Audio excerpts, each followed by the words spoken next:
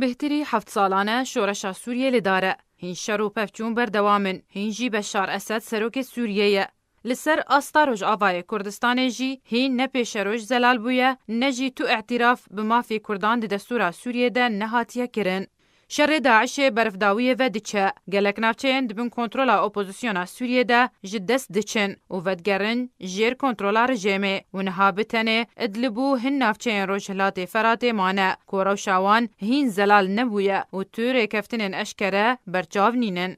جاودر دبیجن هر لیو تفگر و ایریش و کنترل کرنا هر نافچه اکنو دی سوریه ده به هماهنگی و اره کرنو الهف کرنا روسیا و امریکای نه به هفکاری لگر ولاتین دن ین گرانتور آنکو ایران و ترکیه تینه کرن وکو نمونجی درعا که نافچه اکا جیر چاودریا امریکا و اردونه ده بو.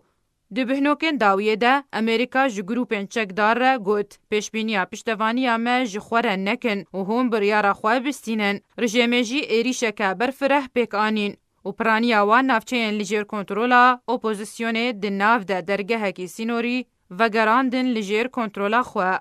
جبو روجاوای کردستانه تاوی کو بشک مزن لجیر کنترولا پیاده و چکدارن وینه لهین جیگیری و آرامی بجه نبویه. عفرین نهاد دست ترکیه ده و نافچه بابو گندوارنوی لیجر دست ترکیه و گروپن مرتلا فراته دنه. جبو کوبان جزیره و نافچه دنی روجهلاتی فراته پیش روجو بریار لسر لحف کرن و ریکفتنین دنافبرا امریکا و ترکیه جی جعالیه کی و امریکا و روسیا جعالیه کی دن و مایه.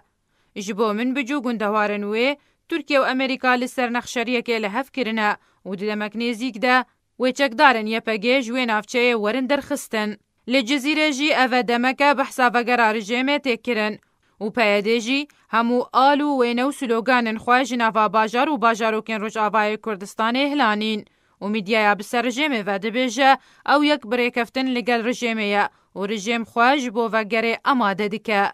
چاودر جی دبیجه اگر رژیم وگریا واته برازیبونا امریکایه آنکو امریکا و روسیا لحف کرنه و دوی دمیده دیسان روجاوای کردستان ودگره خالا جیر صفر جبرکو کوچبری و دربدری و پنابری رو دیده و به هزاران جوانن کرد هاتن شهید کرن و داویه ده وکو کوتش تکرو ندایه و همی بر آویتی ببه او جی جبر سیاست و کریارن پیده ین تک آلی که خواه کره آلا وقت دست رژیم ایران روسیا و هف پیمانی ناف دولتی بکو تو گرانتیان برانبری وان قربانیان ور بگره. دی چارچوبه یا ویلو تفگرون زلالیه ده ولاتین روجاوای کردستان دمترسیه که درباری پیش روژه ده دجین و البنده زلال کرنا روشینه.